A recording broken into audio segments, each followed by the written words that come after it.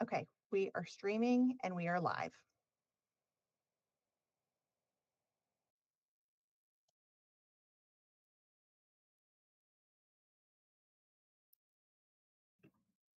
Good morning. Welcome everyone to the Public Safety Committee meeting for September 25. I am Bo Hess, the chair of the Public Safety Committee, and I'd like to welcome you to the September 25th, 2025 remote meeting.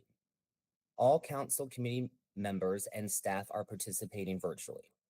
To help our audience follow along, I'll state each section of the agenda aloud. We are streaming live on our Virtual Engagement Hub, which is accessible through the Virtual Engagement Hub link on the front page of the city website.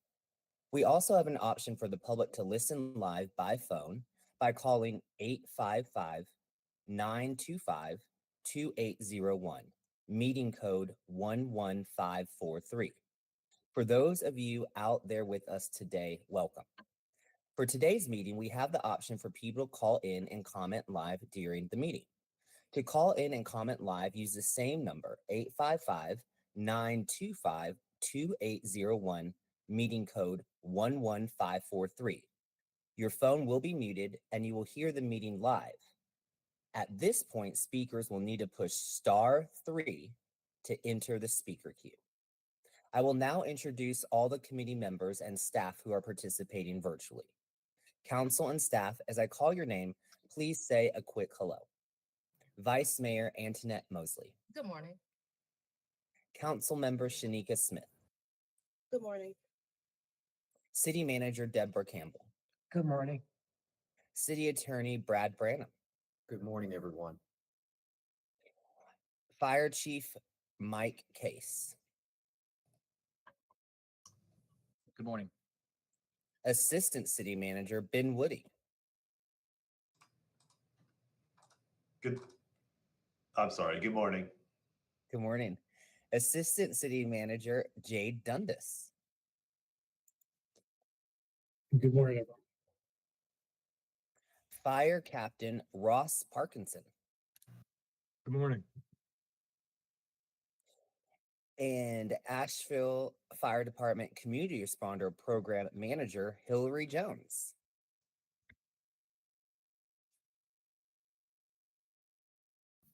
Hello. Hey, Hillary, good morning. Good morning.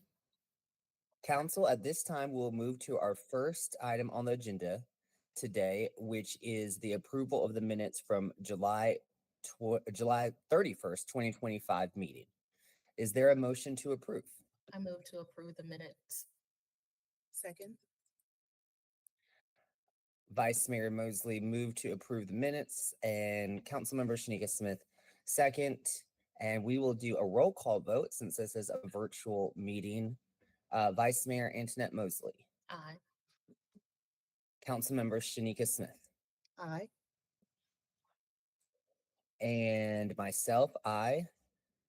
The motion passes to approve the minutes from July 31st, 2025. And I also forgot someone. We also have with us Deputy Chief Sean Ardema. Good morning, everyone.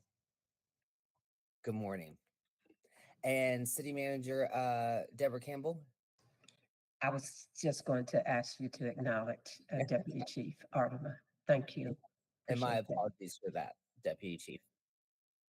All right. So our next agenda item is public comment. Do we have anyone in the queue for public comment? One moment, I will reload and check.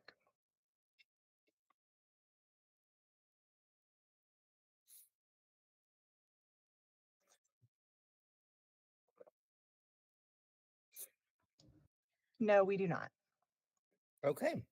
I will now hand it over to Asheville Fire Department Chief Case for our quarterly update. Thank you, Councilmember Hess, and thank you, Vice Mayor Mosley, for attending, and thank you, Councilmember Smith. I appreciate it. I always look forward to the opportunity to discuss what the fire department's doing and our improvements and things that help make our community safer. So it's a pleasure to be here today. I'm gonna Talia's gonna run our slides for us, and I'm going to walk through them. And but online with me as well, as you noted, is Hillary Jones, our AFD Res Team civilian leader. And then we also have Ross Parkinson, who's going to speak later on and answer questions when you view the video that Jeremy Knighton, our Assistant Fire Chief in charge of emergency management, put in for us all to watch today.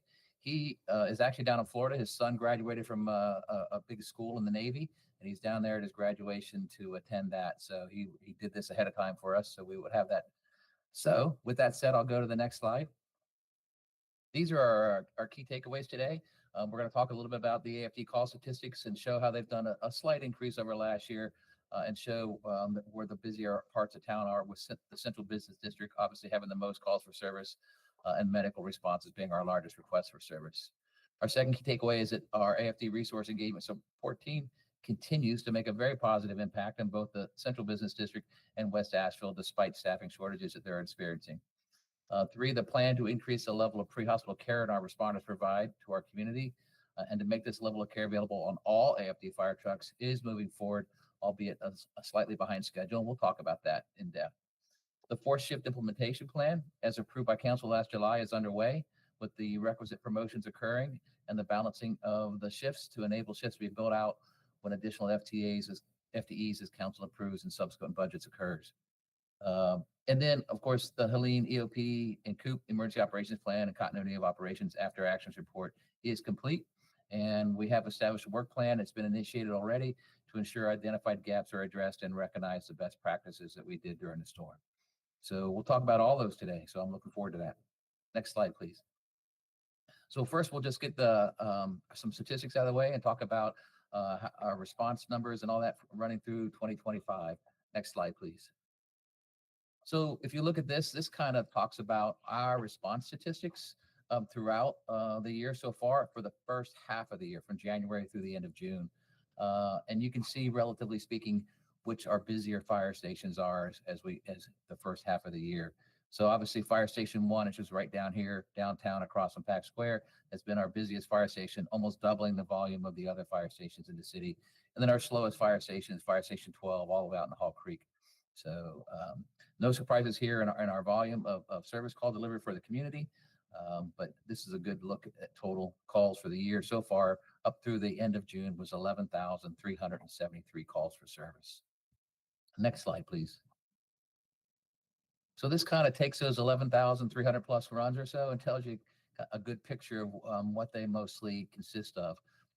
That donut diagram on the right there shows you that over half of the calls for service from the fire department or for the fire department are medical related calls. So roughly 60 or more percentage points for that. And then, but about 1/8 of our calls are for actual fire related responses. A good picture is the junkyard fire we had last week over on Pond Road up above that. And then the yellow section of that donut diagram talks about the, if you will, the other types of service calls we receive, such as lockouts, hazardous materials responses, things to that nature, where we assist our public basically with anything they call that ask us to do for them. On the left in that diagram there, you can see kind of a breakdown of the top 10 types of incidents that the fire department responds to. The number one type of incident is fire alarms. Our alarm systems are pretty active in our community. And then we work our way down through unknown problems, which could be somebody calls 911 and hangs up and we're not sure what it is until we get to it. Falls, assisting people up when they fall in their homes is a big service that we provide.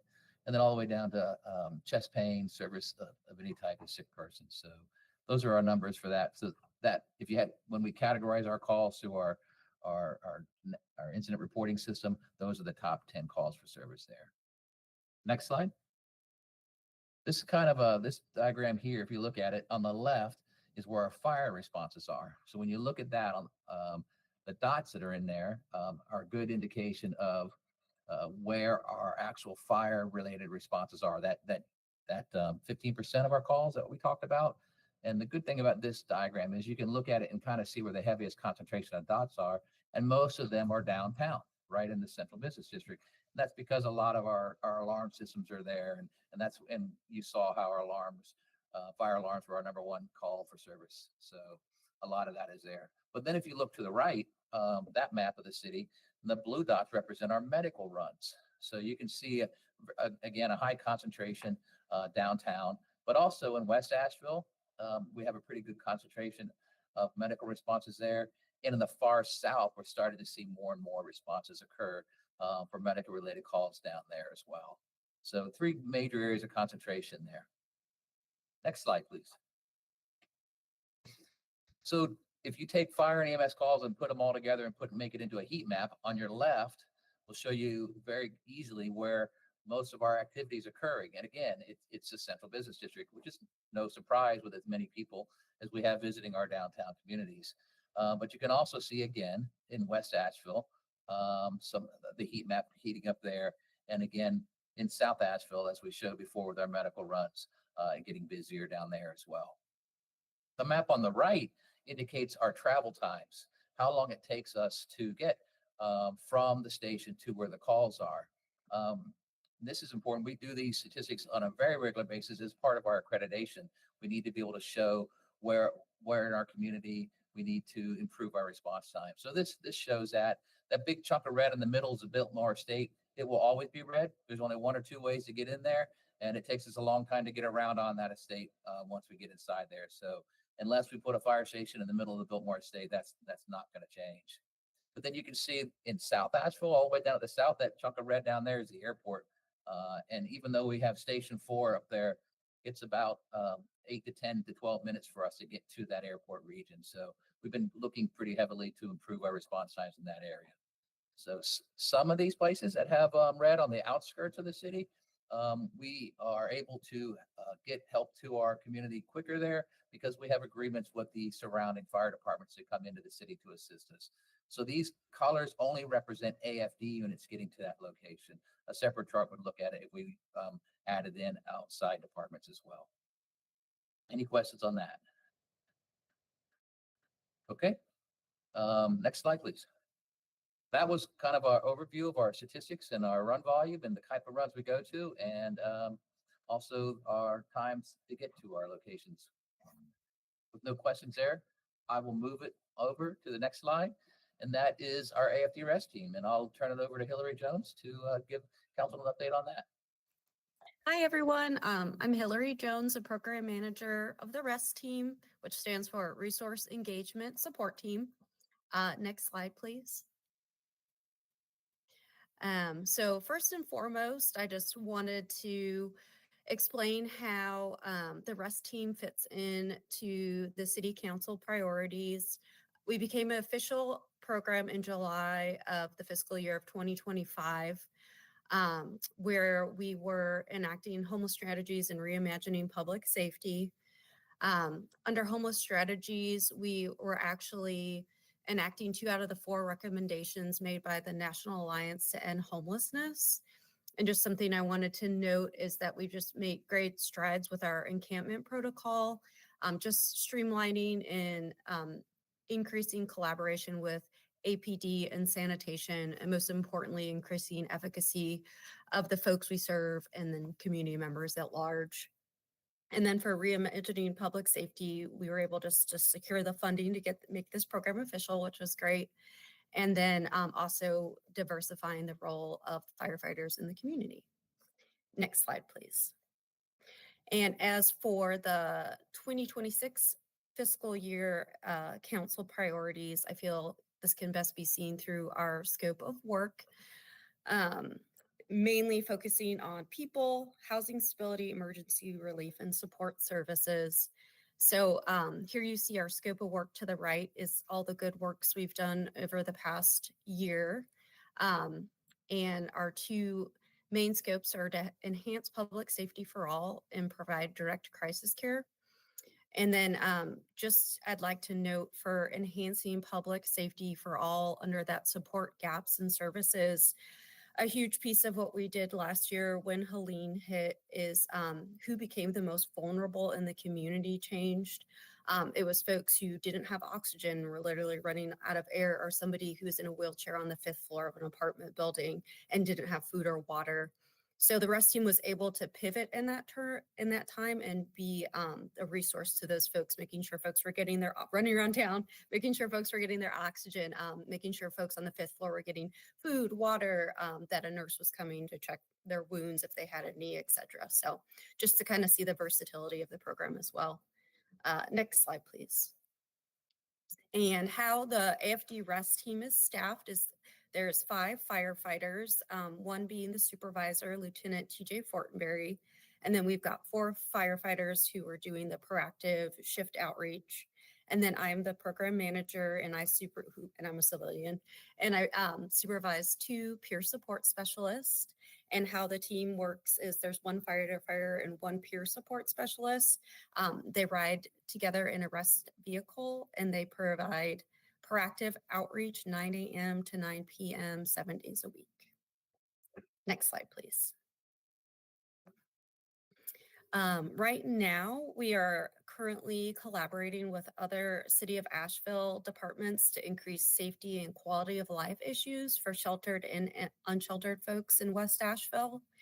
The way AFD Rest is contributing to this effort is first, we usually just had 1 rest vehicle that we were doing proactive outreach with. Now we've divided up into 2 outreach vehicles so we can cover a greater area and increase our bandwidth. Also in October, we'll be hiring on some new peer support specialists, and they will be joining efforts. A lot of service providers in West Asheville have gotten together to develop a West Asheville street team. So that'll be a bunch of service providers walking around high traffic areas in West Asheville, providing services, encouraging people to be good neighbors, those kinds of things. So we're contributing to that. And then another piece is data collection.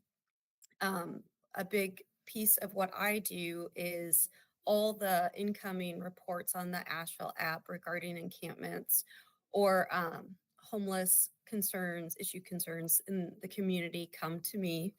And what I realized in all of this is that the concerns were rarely actually about a homeless person. The concerns were usually about just unwanted behaviors stemming from this. So lots of garbage, needles, fecal matter, things like that. So I really wanted to look at those unwanted behaviors to see if we could help decrease the unwanted behaviors and also kind of provide a little separation as not to stigmatize folks experiencing homelessness. And then also we track wellness checks. So that means during proactive outreach, if we see someone that's sleeping on a sidewalk or if someone's behavior is a little bit escalated, the team will pull over and engage with them, connect them to resources, see what they're needing. So we count these as wellness checks. We just started this as a part of our efforts in August 22nd. For all of Asheville, we did 124 wellness checks, and then 47 being in West Asheville. So about 38% of our wellness checks are being done in West Asheville. Next slide, please. And just to get a little bit more into the data here to show our efforts in West Asheville. In July, of this year, it was the height kind of reports and concerns coming in about things in West Asheville. And that's kind of when we all began collaborating on how to try to help resolve this issue. So as you can see in July, there were 14 unduplicated Asheville app reports. And then the pie chart just shows all the concerns. And then about in the past 30 days, or what was 30 days when I turned in the report, after a couple weeks of these efforts being implemented, there was 6 unduplicated Asheville app reports, so a 57% reduction. And then something, just depending on how far in the weeds you want to go or look at this, of those 6, 2 were actually re-reported encampments that had not been resolved from July. So if we just look at the 4 brand new encampments, that would be a 71% reduction. So just however you want to see it. Next slide, please. And then in terms for our future plans, we have a lot of stuff going on with the COC, different work group collaborations, currently participating in the Code Purple work group, emergency planning work group, and emergency shelter development. And also we get pulled in for a lot of consulting with other groups as well. Recently, we just got pulled in for the healthcare planning work group to help them identify gaps in service and service areas, and then also putting together a comprehensive resource manual that we would be able to disseminate to folks. So lots of good stuff happening there. Other collaborations is recently we partnered with the downtown YMCA and COC to develop a weekend shower program. Currently, there is no place for folks who are experiencing homelessness to shower on a Saturday or a Sunday. So we wanted to start providing a service. So it's very beginning, started last in August. Every third Sunday of the month from 8 to 10, we provide showers, food. Our goal is to get a bunch of service providers in the area to come to provide services, keep people connected to resources.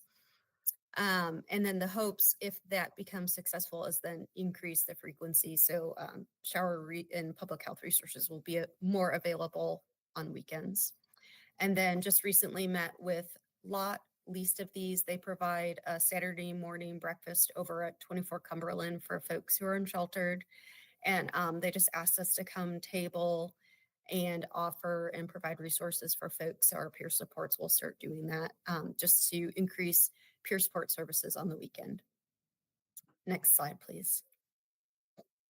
And then last but not least, the work we do defines our work. So I wanted to share a success story with y'all. Recently, an AFD REST firefighter was dispatched to a call for a young woman found wandering around the south side of town, and she was in need of assistance. When the firefighter arrived, he learned that the young lady had an intellectual and or developmental disorder and had recently been released from the Sweeten Creek Mental Health Facility. She was not from the area and had recently been sleeping on the streets, and she was just in a very vulnerable position. The young lady was requesting help in getting into a shelter, but through conversation, the firefighter was able to learn that she had a father that she was still in touch with and a grandma she was really close with who lived out of town. And he spoke with her and is like, hey, let's call grandma, let's call dad to see maybe if there's a better solution other than staying at a local shelter. So they called dad and grandma, and they were very thankful to learn that she was in need of help. Grandma offered for her to come live with her. And then the firefighter coordinated plans for dad to come pick her up, and he dropped her off at a peer support living center where she'd be safe for the day until dad came to pick her up. And like to report now, the young lady is safe, doing well, and she's living with grandma, and she's doing great. Next slide, please.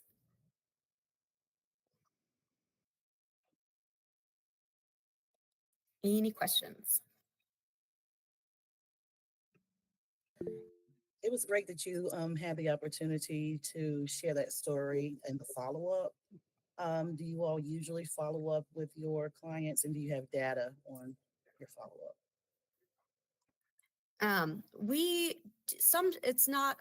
Most of the time we do, especially in situations like this when we're working on maybe getting someone reconnected to family or whatnot. They usually will give us a call afterwards and let us know that they're safe and such. We don't have any exact data, but definitely something I could start tracking. Vice Mayor Mosley. Thank you, Hillary. This is great. I love a happy ending or a good news story. So this is really great. I have, I guess, a process question for you. You mentioned a lot about things going on in West Asheville, and I'm the liaison to the Housing Authority. Mm-hmm. So residents and nonprofits that serve children and the elderly have expressed concerns about encampments and behaviors in Pisgah View in particular Mhm. as leadership. Can you tell me the process that leadership needs to go about in remedying some of the negative activity that takes place at Pisgah View? Whom would they call first? What can be done to assist? Okay, so you're talking about like if the property manager is seeing some unwanted behaviors, what would the process be to get in touch with us? Yes, so there seems to be encampments, drug use, I suppose violence at times as a result of drug use, or sometimes even mental health issues. Mhm. So, and this kind of, some of this will go back to our encampment protocol, which I'm happy to share with you all if you don't have access to it. But the first step is if you would see an encampment or maybe just a bunch of folks who are experiencing homelessness and are congregating, you could definitely reach out to the rest team. I recently spoke with Ella from the Housing Authority and gave her ways to contact us. But you could reach out to the rest team and we would be that first point of contact, and we go out and attempt to engage the folks, to try to engage them in resources, other things like you mentioned, the unwanted behaviors. So the firefighters have been doing this for, even though we became official only a year, they've been doing it for about 2 years now due to the pilot program. So they've built a lot of good rapport with these folks in the community. So they can use that rapport to kind of just have an honest conversation, like how you guys are being real rowdy, or look at this garbage. Like for instance, there was some in Aston Park, there was every morning under the pavilion, there was lots of trash and folks hanging out there. So now the rest team stops by to make sure the area is clean. And if folks are hanging out there, encourage that cleanup and make sure all that happens. So that's kind of a way we could help. I think if things became violent, then obviously call APD. And a great way to reach us is either through dispatch. You can specifically request the AFD rest team.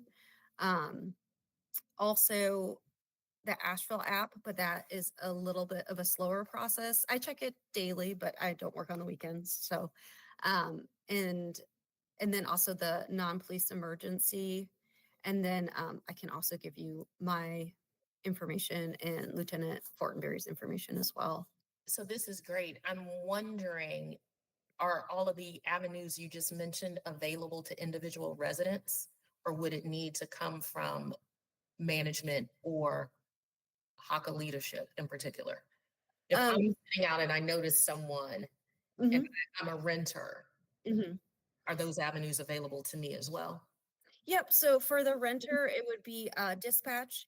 You can, like I said, specifically request the AFD rest team, or they could just let the dispatch know what's going on, and the dispatch is trained. They know about us and know when to dispatch us. They can also call the non-emergency police line or do the Asheville app. So that's for residents. Yeah. Thank you. Yeah. City Manager Deborah. Thank you.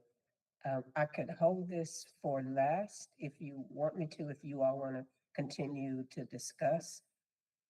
If council members wanted to talk further, but I'll just jump in. Okay.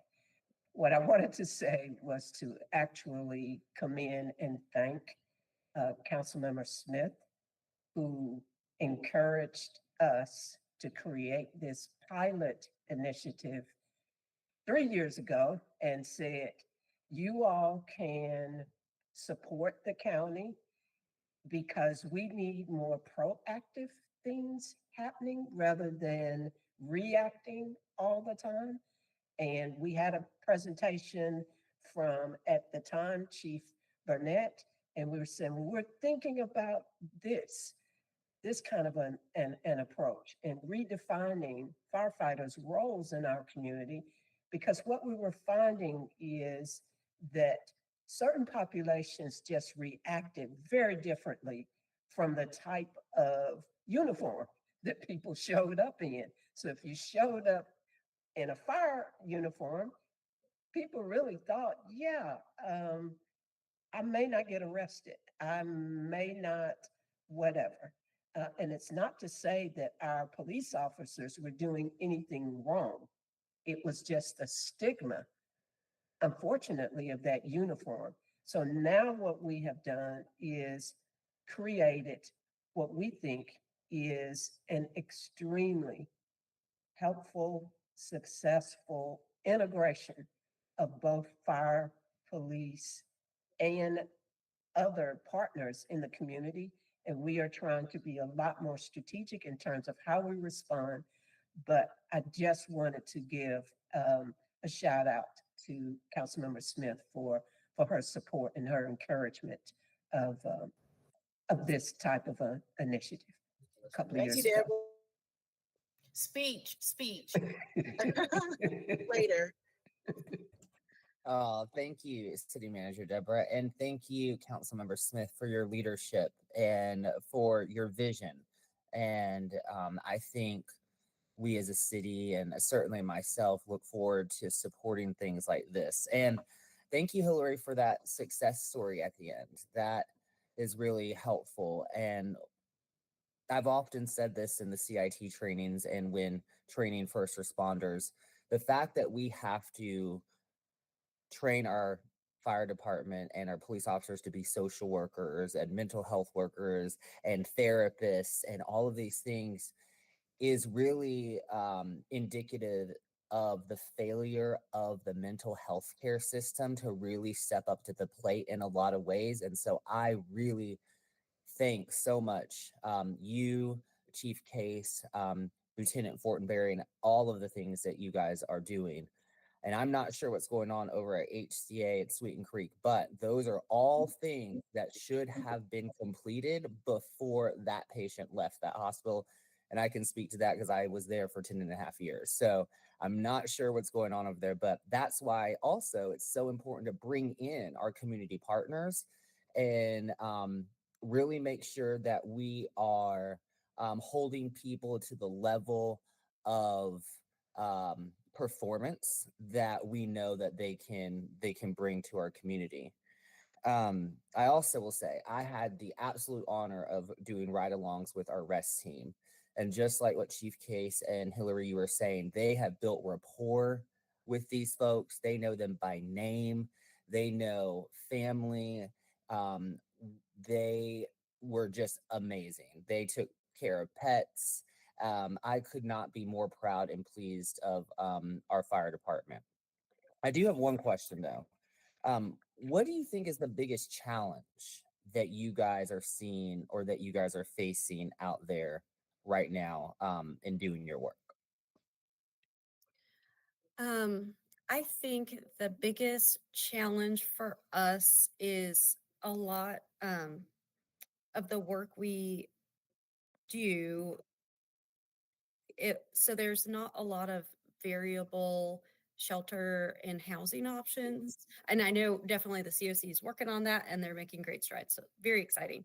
But as of right now, I think our biggest issue is come 4:30 any day of the week. Say someone is trespassing or loitering, we go engage with them and they're like, hey, we'll go wherever, just tell us where we can go. And we're like, well, we don't have a place for you. So that is a big barrier, is not having those resources on the other end, maybe a safe space that we could take people, or getting them engaged with different housing resources. But something very exciting I know the COC is working on is the low barrier or high access shelter. And they're planning on having that be 24/7. So very exciting. I know there's things in the work, but right now at this point in time, I have to say that those are some very big barriers we're facing. Okay, excellent. Great to know. Thank you, Hillary. Any other questions, council members? Councilmember Hess, I would just add that I too want to commend Hillary and the way that we have evolved the program. And this speaks to, I think, your concern about some of the other mental health uh, I guess, issues just not being addressed. And that's why it was so important for us to have peer support workers working with AFD and APD in order to address some of these other social issues that, yes, our firefighters are trained, but they are partnered with our peer support employees so that they can help in other ways, particularly in terms of connecting to other resources. And yes, the CLC, I'm on the board, the CLC is working diligently to try to address. In fact, right now we're working on trying to expand the concept of cold purple and not have it relate so much to inclement weather or freezing weather. We think that it is very, very important to try to have 7 days a week long-term shelter for people. So work in progress. And again, thank you, Hillary and Chief and all the AFD rest team. Yes, thank you. And along those lines, I would like to see the Code Purple shelter move to 40 degrees instead of 32 degrees. Again, working at the hospital, these arbitrary numbers, you're still going to freeze to death at 40 degrees. Hillary, what is your background? Do you have a background in social work? I've been doing social work. My background is actually I got a master's in counseling. Okay. But Nice. been doing social work probably over 20 years, but specifically in Buncombe County, been working with folks experiencing homelessness for 11 years. So, Nice. Well, thank you for your work. Yeah. All right. If there are no other questions or comments, then we will move to our next agenda item, which is an update on our emergency operations plan and after action review by our deputy chief Knighton, which I think might be videotaped. It is, Councilmember Hess. It's actually, we're going to finish off with the department work plan here. Oh, and then to Chief Knight. So yes, thank you, Chief. No worries. I did want to shout out to Hillary Jones and Lieutenant Fortenberry for their leadership that they've done. The way that they find a way to yes instead of like being reactive is in the partnerships that they've built. Hillary was just at a national conference talking and bragging about the way we do business here, and I think she's brought some really good light to the city, and it's done great things for our community. But more importantly, their actions and the way they find a way to yes has really improved the quality of life of the people they interact with every day. So I think I really am proud of that. So Hillary, to you and TJ and your team, thank you so much. Thank you all for the great support and kind words. Okay, next slide, please. So one of the items in the departmental work plan that we have is transitioning from a basic level of medical pre-hospital care that our firefighters give on the street to a more advanced level of pre-hospital care. There are 3 major levels. One is the basic level that we give now, and all of our fire recruits get that training when they're in the fire academy. The next level that we're striving to go to is known as advanced emergency medical technician, and I'll talk about that in a second in depth. And the highest level is that of a paramedic, and the paramedic services are provided to us in the city of Asheville by Buncombe County EMS. So we are kind of transitioning through this work plan to switch from the basic level to the advanced level. And that way we can provide advanced care to our residents, visitors, by fire department people, not have to rely completely on outside services to do that. Next slide, please. So when I came here a few years ago, I noticed that not many communities in North Carolina have advanced level care provided on the fire trucks. And in outside of the state of North Carolina, many departments have paramedics riding fire trucks. So we looked into what would be the issue with us trying to provide a higher level of care on the fire truck for our residents. And so we put together a plan to increase the amount of advanced EMTs that we have within the organization and put them on every single fire truck in the city. To do that, we had to have 132 advanced EMTs to make sure that we could consistently put a advanced EMT on every fire truck 24/7 every day of the year. So currently we only have 53. So we've built the infrastructure internally to train us up to that number, and we're working that direction now. This aligns with the priorities of reimagining public safety and improving and maintaining infrastructure and core services. So we're going to improve that basic level of core service that our firefighters on the street every single day are providing to our residents and visitors. The ability to, this, in my opinion, is probably the single biggest way we interact with our public every day. You saw earlier, we make more medical runs than anything else in our community. Any other response, it's our medical responses. And now we're putting an advanced level of training on the street every single time that fire truck rolls out the door. So this will allow us to do a heck of a lot more life-saving interventions, because now we're not just assessing and transporting, we are now intervening and making a difference. And because we will put a higher level of pre-hospital care on the fire trucks, it increases in a better partnership and relationship with the Buncombe County paramedics with their transport units when they come into the city after we hand off the patients to them. Next slide, please. So you might ask, what can an AEMT, an advanced EMT, do over our current EMTs? And you look at the bullet points here. Some of the four major ones are, they are allowed to, instead of just assessing and maybe splinting or handing over, now they can actually intervene in the patient's needs and cares by starting intravenous lines on them. And when they're unable to do that, actually put interosseous lines, which is a needle straight into the patient's bones, if you will, to give medicines if needed. Another thing they can do is decompressing of the chest when there have been traumatic injuries, either from auto accidents or blunt trauma or shootings and stabbings, that kind of stuff. They can intervene immediately with that. They're also able to work with on the cardiac side with IV epinephrine, which is one of the major drugs that needs to be given to help start the heart in a cardiac arrest. But there's also a lot in our community. We have a lot of respiratory distress. And so we can give more advanced medicines now in the field very quickly with our fast response times to help with respiratory distress before it gets worse.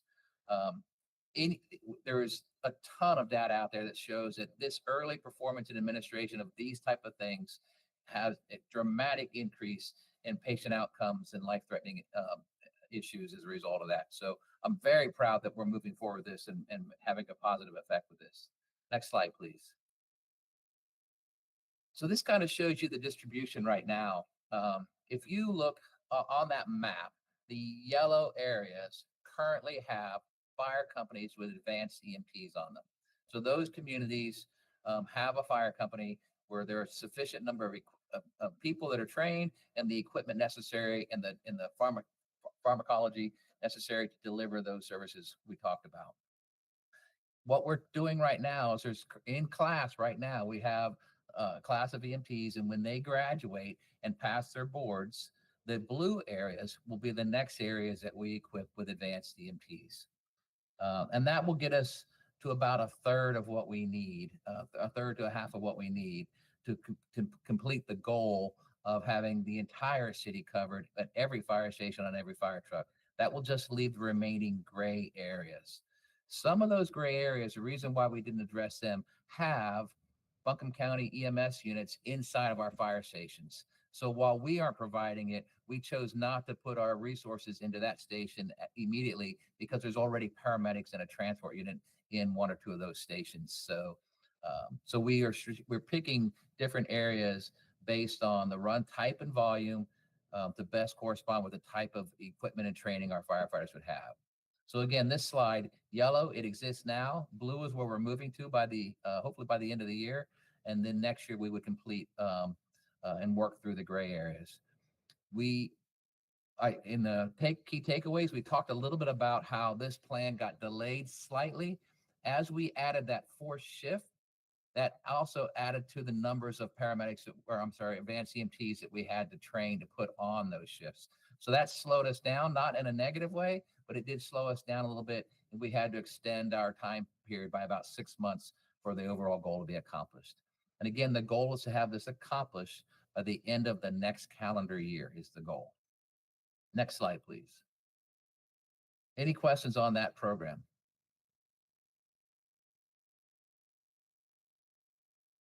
Okay, the next slide then. So another one of our Department of Work plans is to implement the 4-shift program. And I wanted to give you all an update on that. So please, next slide. So these are the 4 steps that we've identified to do that completion. Step 1 was to promote the overhead structure. Last July, Council approved funding for us to promote the overhead structure needed to implement the 4th shift. And those promotions are listed there on the right. It was 1 division chief, 3 battalion chiefs, 13 captain 2s, 3 lieutenants, and 4 engineers. So those are either completed or will be completed by the end of the month. I think the engineer process is in progress right now. The captain 2s has just been completed. So that part, step 1 is done. And we are currently right now working on step 2, which is balancing the shifts. We had to take all the members on the 3 shifts that exist, and then we have to divide them up in equal amounts of officers, drivers, and firefighters onto 4 shifts. So that's what is occurring right now. My senior staff is, if I walk out my door right now, they're at a table figuring out how the best accomplish that. So they've been really busy on this one recently. Step 3, after they've balanced those shifts, is to give those firefighters so that they'll see, what does my schedule look like moving forward? It's very important that we let them know what their schedule is going to be so they can go on with life as well, right? So that will occur by November 1st. And then finally, after they have that schedule, but sometime in the first quarter of calendar year 26 is when we plan on implementing or attempting to implement the 4th shift in whole as it is. When we do that, when we implement that, they will go from a 56-hour work week down to a 52.6-hour work week. So from 29 12 hours a year to 27 36. By doing that, it takes their base pay and brings their base pay up slightly because they're working less hours to create the same annual salary, which helps them considerably, especially if they work overtime and all those kind of things. And it helps us work our way towards that livable wage, all those things that we're looking at working towards. So this is an immediate impact at no cost to the city that will bring their salaries up in that sense. So I'm really looking forward to that as well. So kind of that's where we stand right now. You see we're in step 2. You see what the end goal is by the first quarter of 26 to implement this. And you can see how our hours per week will drop down.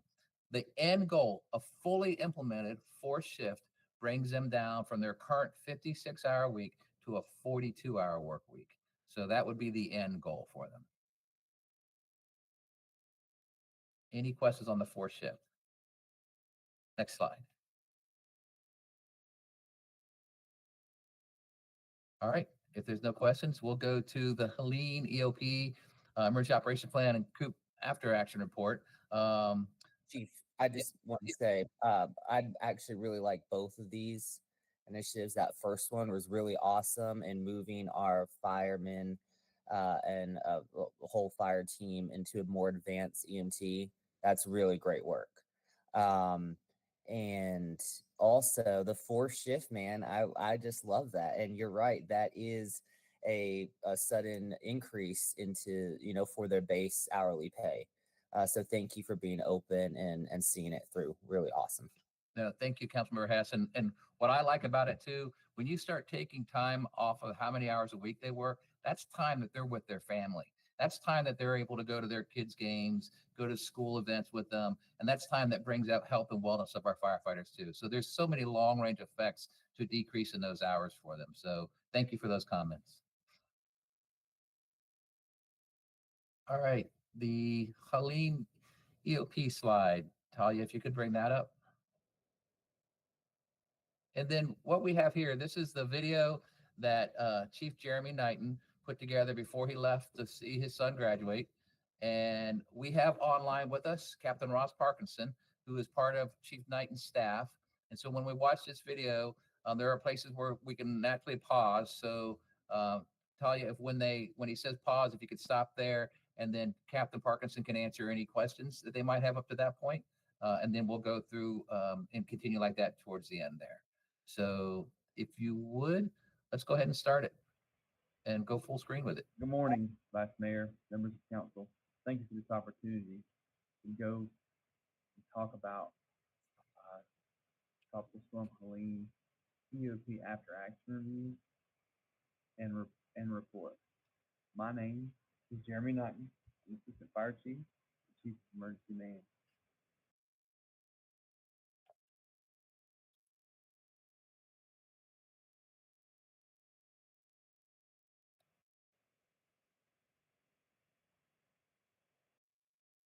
As with any presentation, we want to make sure we start off with the key takeaways. The key takeaways from this, as you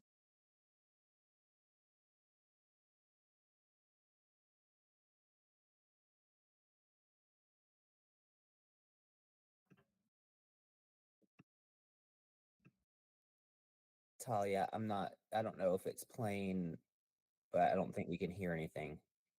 I think I'm going to reload. It keeps buffering. Okay, got it. I was just making sure we weren't missing something. heard from me on September 9th, where preparedness pays off. This after action review and process confirmed that our planning and preparation directly translated into structure, clear lines of authority. It operationalized tools that were needed to act quickly, and all of that together leading to faster decision making and more coordinated operations amongst our city departments. Complex storm stress systems. Can't say that enough. Many of you felt, our community felt, just how the extreme events of Helene stressed every part of our response. Multiple lifelines being down, the water, power, the communication, all of them failing at the same time exposed depth issues, capacity issues, and partnerships that we didn't have and we needed, also partnerships we had and then we didn't know how effective and how quickly they would step up to the plate to help us in a time of need, thus further justifying our whole community approach. And then continuous improvement. It's essential. This process is iterative. It is a continuous loop of planning, organizing, equipping, training, exercising, and then where we are and where we find ourselves today, evaluating. We can strengthen our systems, continue to solidify trust within our community, and make sure, through continuous improvement, that we're resilient for the next disaster. Today, this report is very, very operational in nature. We're going to go through it in a deeper dive than we did on September 9th when we presented to the full council. But today's presentation is for information only, and there is no action from you required. I apologize that I'm not there in person, virtually, as I am away with my family this week. I have Chief Kate and Captain Parkinson there to answer any questions you might have, and I will pause this video as we go through to make sure you have time for questions. In order to go forward, we have to look back. I discussed in our September 9th meeting about our preparedness, what the project kickoff looked like, the multiple one-on-ones, the all-hands-on-deck approach that we took to not only create an inclusive process that developed a plan that was collaborated on, adaptable to all hazards, but one that we could be proud of and then one that we could train to our standards. That looked like planning workshops, exercises, functional exercises where we actually work through problems in our emergency operations. And then an after action report on those exercises to see how well we did with not only the plans, but how we were working together as a team. The parallel path that we took in our preparedness also allowed us to survey the community, a website for engagement and project process, but also meetings. We were able to travel to many of our community meetings, receiving information. We asked questions not only about what keeps folks up at night, what are they worried about, what are they worried about in their community, how prepared are they, and then also explaining to them what an emergency operations plan is and what it's not. Both of these parallel processes combined supported the plans that we know today, including 7 hazard annexes, which detail our vulnerabilities and what we do. For example, flooding is one of our top 3 vulnerabilities here in Asheville. And so there is a flooding annex that talks about what a response looks like and things to remember when that happens. Also, department annex, what each department is responsible for, outlining those lines of effort, where they support, but also where they lead, which was critically important, as you'll see when complexity came to our city. Our response, what it looked like, the definition of complexity. Complexity to us, and what the complexity that Hurricane Helene brought to our community was 156 days of an EOC level 1 activation. That is all staff positions in our plan that coordinated over 200 rescues, hundreds of emergency evacuations, over 1,000 miles searched, mitigation of hazardous materials, as well as our 5 points of distribution in the city of Asheville, where we were able to hand out almost 4 million bottles of water and 250,000 meals ready to eat. The post-incident canvassing operation and focus area of need. Our plans took information that we had done before that are contained in our comprehensive plan, as well as our climate justice map to inform where our most vulnerable were and are and how we support them best. This led to 48 areas where we identified and we supported through missions that we tasked our National Guard with, firefighters, to support those communities where they stepped up to distribute and coordinate all the commodities coming into their area to those that most needed it, but also to check on their neighbors. We couldn't have done this without the outside agency response. Over 100 outside agencies from other municipalities in our city, who are nonprofits, who volunteered, stepped up, coordinating them. Some of our other departments with development services, over 1,500 structures inspected by those teams that went out looking at not only the structures, but the floodplain. Our APD providing security, drones, informing those situational awareness that allowed that common operating picture in our EOC to be quick with those decisions, those tools that we talked about earlier. Our public works working tirelessly to get access to our critical infrastructure, cutting access into many parts of our community that were essentially cut off. Transportation, coming to work that day, putting the needy, the wet, and the evacuees that we were rescuing out of boats.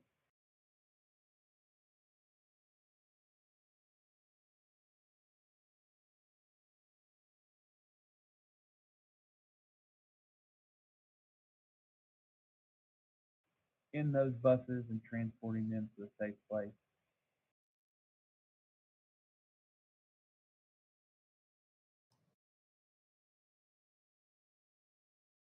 We Our water resources apologize. department. This is Not only the monumental effort that went in with them and was a good idea. Maybe it isn't such a their good stakeholders, and idea. their partners, both Chief, I government don't know if and you or Ross could help. private sector for the system repair, but also for the lead testing kit Hey, Talia, can you put it on pause here? Ross, are you Yes, able to walk please. through these slides for us? Yeah, but I don't know if we can do the, the slides are built into the video.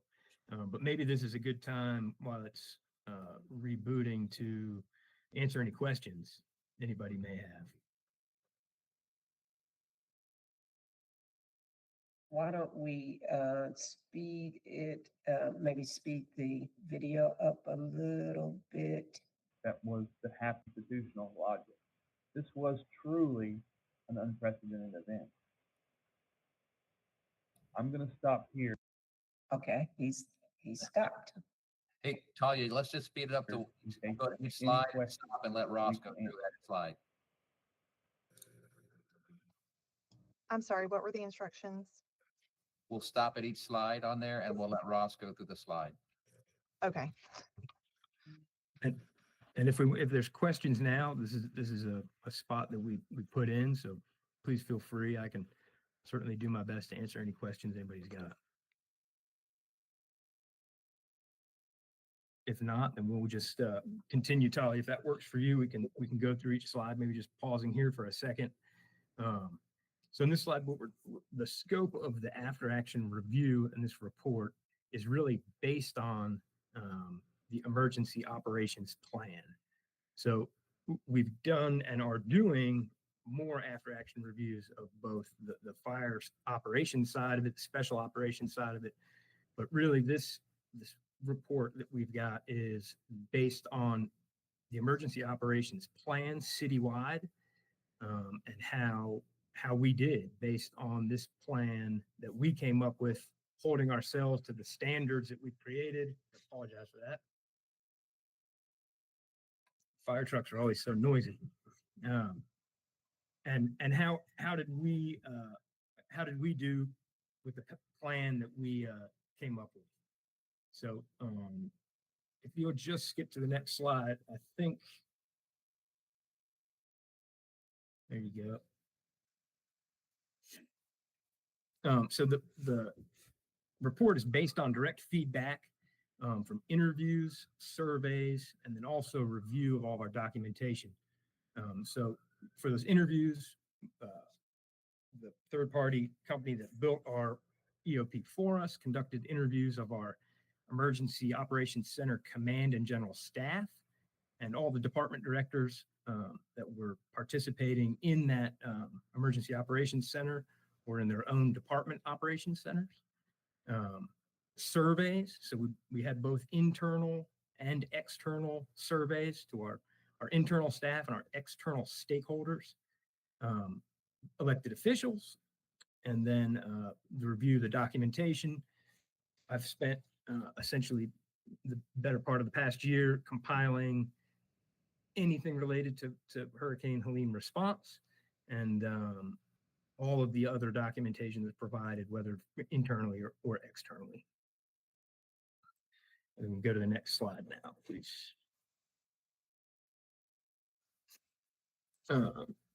So again, an after action review is about learning and is about growing and developing your plan out better, learning from your strengths and finding those areas of improvement. So the way that this AAR is broken down, we've got our observation types as strengths or areas of improvement. And then in the review itself, we have those reference interview or survey or documents that can back up those observations. And then an analysis of further detailing, fleshing out those observations and references. And then we'll use those to move into a work plan to fix them and address them. Next slide, please. Thank you. So the executive summary findings: the emergency operations plan and citywide emergency management program was effective, Additional training and exercises are needed to fill knowledge gaps. Collaboration with partners was essential throughout the response, but their systems and processes did not always align with our operational tempo and needs. And as a result, Asheville developed alternative approaches to sustain critical operations and meet community demands. The city's emergency management program must expand beyond resilience on the EOP to include dedicated plans, policies, and operational structures. Next slide, please.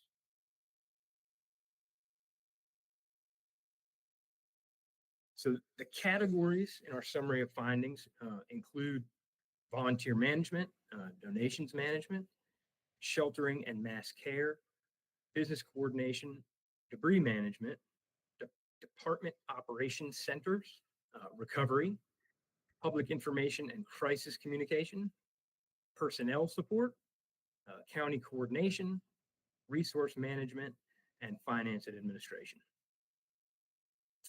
Next slide, please.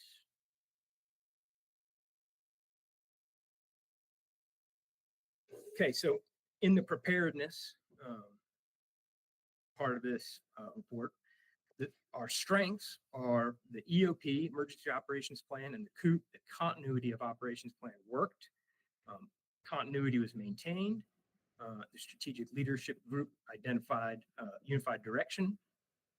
The gaps, uneven EOP literacy, and thin EOC staffing depth. So in our improvement plan, to address those issues is continue with the EOP and COOP training for all departments, annual EOC exercises focusing on EOP process and incident action planning, identifying and train finance and admin section chief staffing, update the EOP for strategic leadership flexibility, develop guidance for department operations centers operations, and complexity analysis at the department level.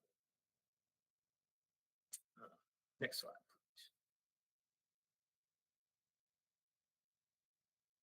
please. This may be a good time. We have, without the video running, the built-in question and answer section. Please feel free to ask questions, and I can do my best to answer them. Is there any questions now that I can help with? Okay, if not, we'll go over the next slide here. Findings in response, findings and improvement plan. So our strength in response, again, Chief Knighton talked about it earlier, but over 200 rescues, hundreds of emergency evacuations, thousands of miles searched. We stood up 5 points of distribution throughout the city. The continuity plans allowed essential city services to continue, and the EOC battle rhythm quickly adapted to the realities of the storm. Some of the gaps, logistics was effective but strained, and staffing imbalances and unclear role assignments. So again, for our improvement plan to address some of these things, we're going to develop personnel reassignment policies for balancing surge staffing, harden communications, expanding our radio cache, and investing in backup systems, develop resource management program and process planning, and better align day-to-day departmental logistics with response logistical processes and staff structures.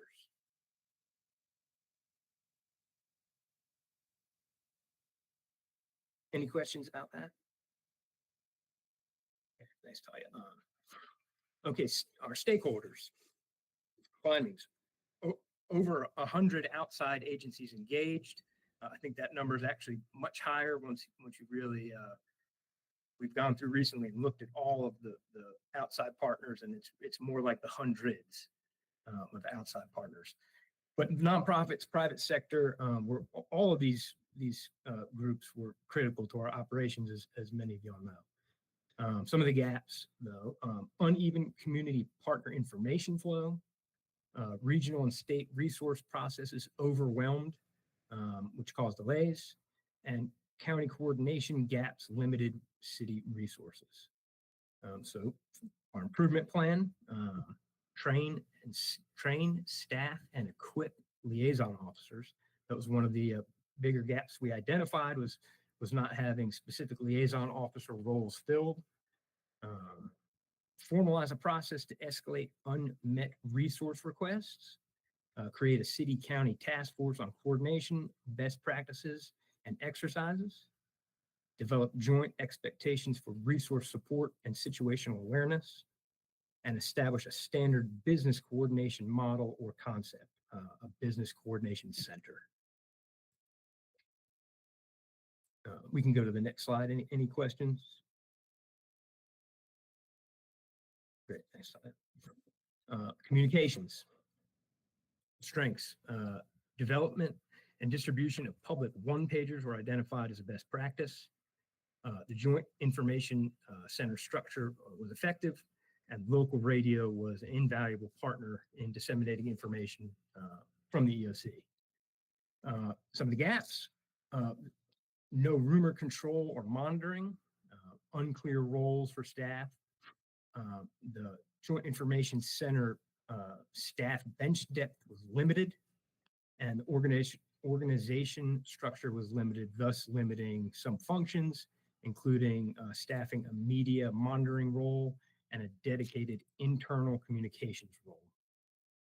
The improvement plan to address these issues, develop a crisis communication playbook, expand the JIC staffing, depth, and cross-train other communicators, pursue redundant emergency warning capability, build rumor control, media monitoring into JIC functions, and strengthen internal communications protocols.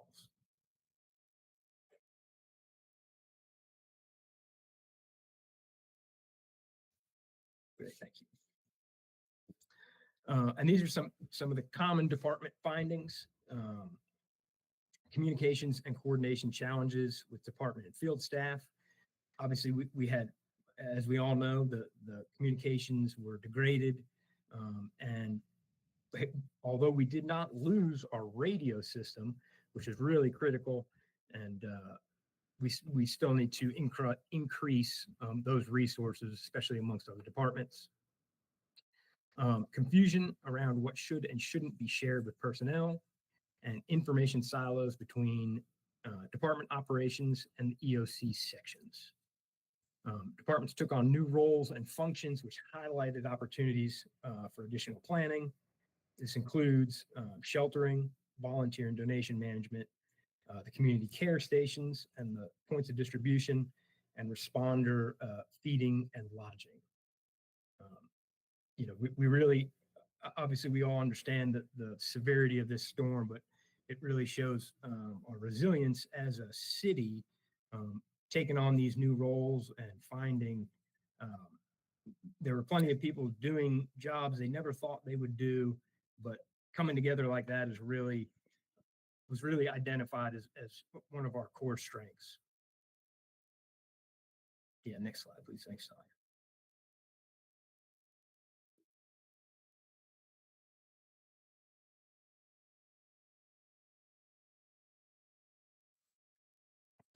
More common department findings, innovative practices in improvisation.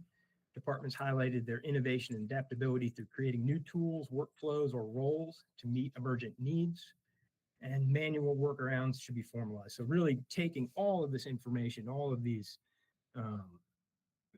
things that we adapted to and the innovation, and just codifying these and making sure that we've got them in our plan to use next time. We've got the opportunity here. We've dealt with the biggest disaster we could have ever thought of, and making sure that we're capturing all that information and using it going forward. Some of the examples are the one-pagers, which you may remember were put out daily, with a lack of information from the internet and TV and that sort of thing. Those one-pagers were really crucial for getting out relevant information. Permitting and damage assessment processes, and telecommunications contact lists, map digitization, and integration with the incident management team. Just all some of the examples of innovation and things that we need to capture and codify. Yeah, next slide, please. Thank you.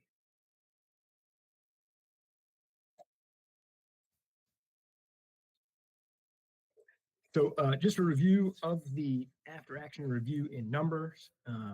3 separate surveys with a total of 37 responses from our elected officials, external and internal stakeholders. 33 interviews were conducted with a total of 46 participants. That's over 45 hours of interviews and 300 pages of interview notes. Over 450 documents reviewed. Our findings, 108 findings, 34 directly relate to the base plan, 70 for individual department annexes, about two to 5 per department, and 4 severe weather annex findings. So that in our after action review workshop that we had 4 hours of getting everybody together, all of the department directors and stakeholders, 53 city staff, and we came up with 100 strategic and action items. So that's just one step that we've already taken towards putting into action the findings and updating the plan. Any questions? Sorry, I hope I'm not going too fast.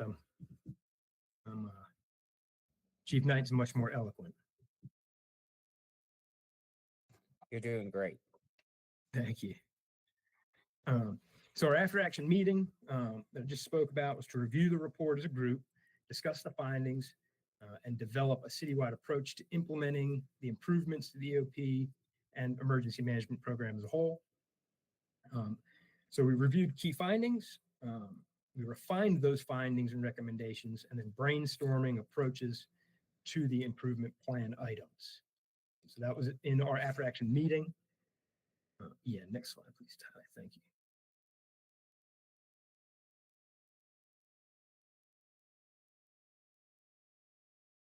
There you go, great.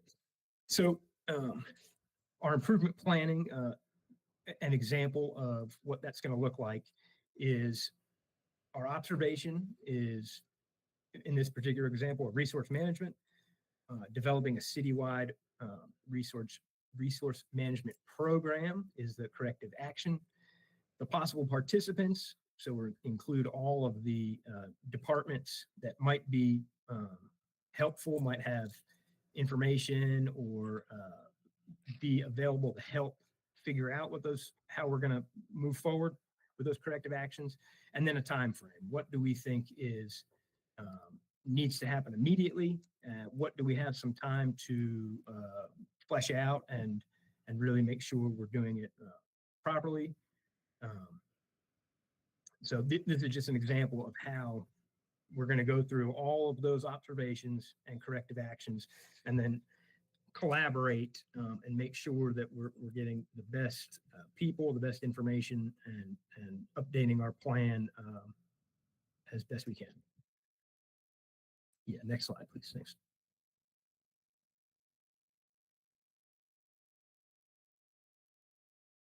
And so this, taking those observations and corrective actions, this is an example of the improvement plan. So Department Operations Centers, as an example, will develop a standard baseline for developing a Department Operations Center. What capability elements? On the POETI model, which you heard Chief Knight discuss before, what aspects of that planning model are we going to use? Who is going to be involved in that? And then we'll establish, a point of contact for each one and a start and completion date. Any questions about that? Great, thanks, Ty.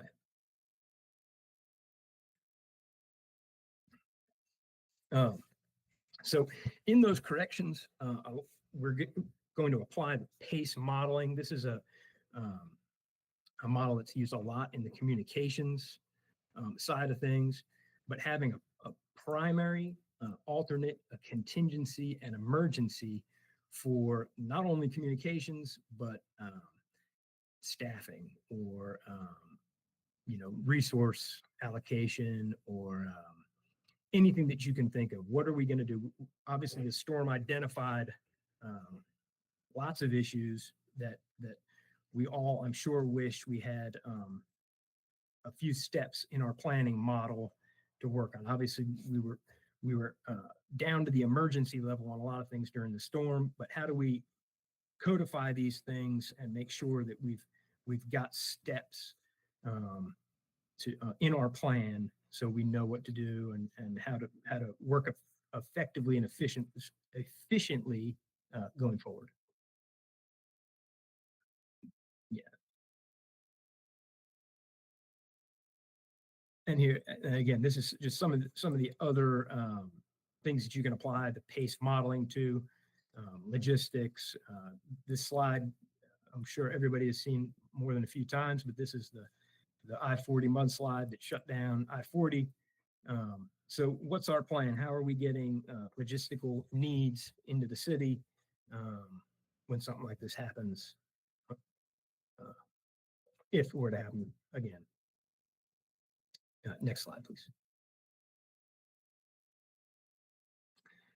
So again, just to recap, Chief Knighton talked about it again, but the POETI model of planning, organizing, equipping, training, exercising, and evaluating. So we're really, we're in the evaluating phase right now with our AAR, and then we'll continue to move through this cycle with all of our different issues that we've identified moving forward. And we've already started to do this a lot. We've had exercises already to test out some of the changes that we've come up with, but we'll continue to use this model going forward. Next slide, please.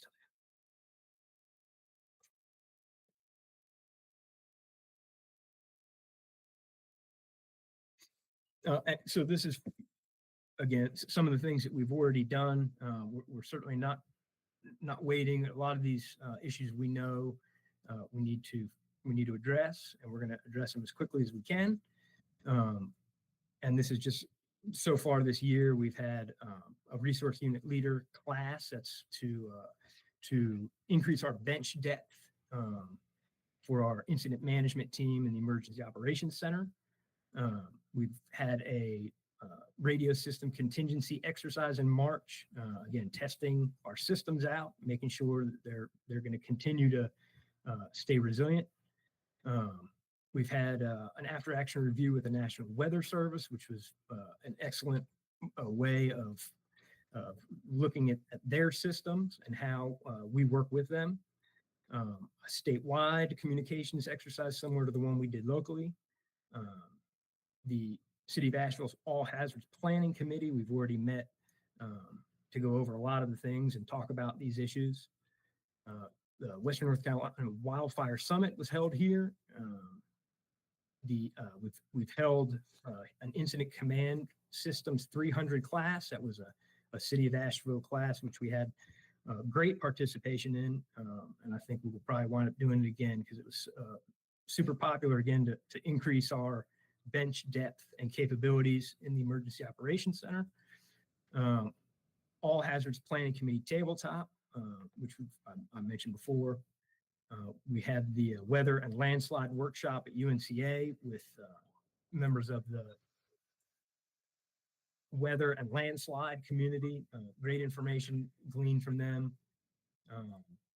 Coming soon, we'll have the elected officials training and updating of the elected officials guide, and continue to provide quarterly updates to this committee.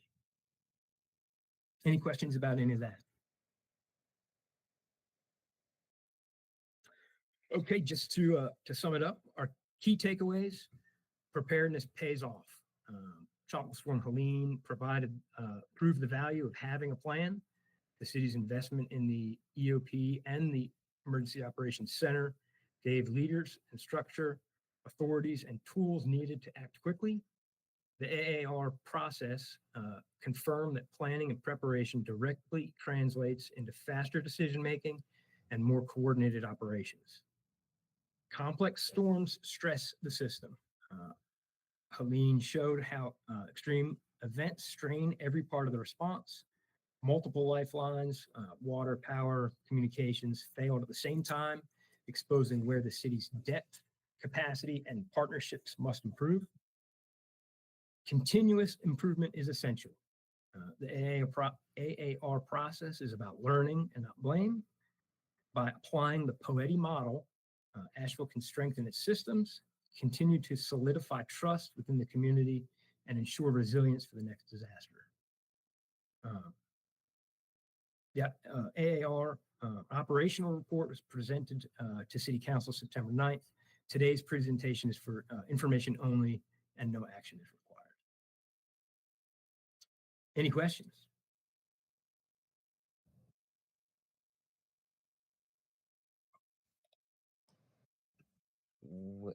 That was amazing, Captain Parkinson. And thanks for jumping right in and taking that over. That was awesome. Vice Mayor Mosley or Councilmember Smith, any questions or comment? Okay. Thank you very much. Yeah, thank you. Chief Case, is there anything else from your end on this agenda item? No, I would like to add though, thank you for asking. I think Jeremy would be proud of the pace modeling we did for that presentation right there. Since the primary method didn't work, we went to the alternate method and that worked out. But it shows you the kind of depth that he's built within the emergency management within the fire department. So it's not all about one person. It's about all of us, a citywide approach. And in fact, the end slides there that Ross or Captain Parkinson went over showed that this isn't a fire department initiative. This is a fire department led initiative for the entire city of Asheville. All the departments had a role during Helene. And Helene was just one example of many things that could occur in this city.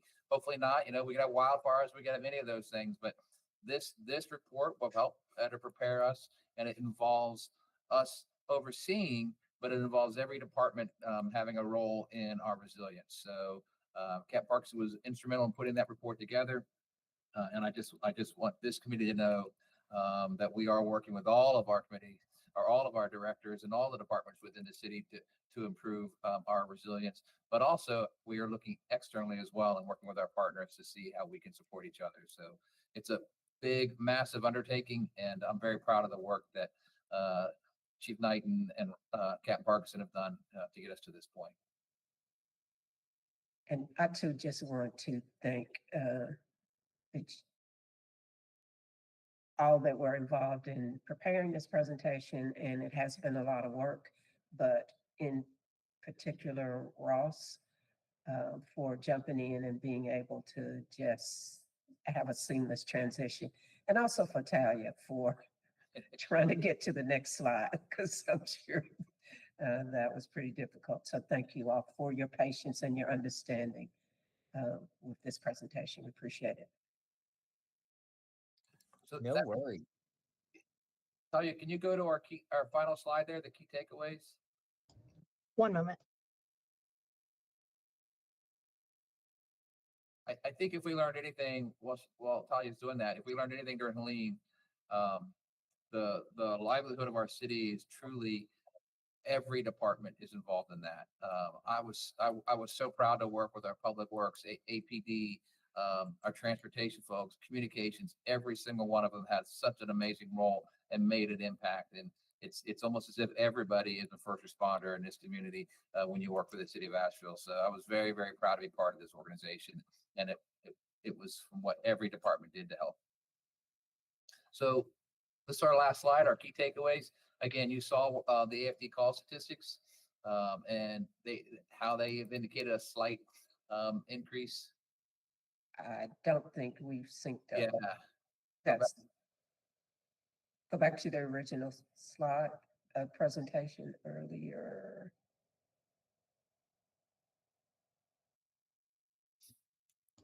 I misunderstood. No worries. Yeah.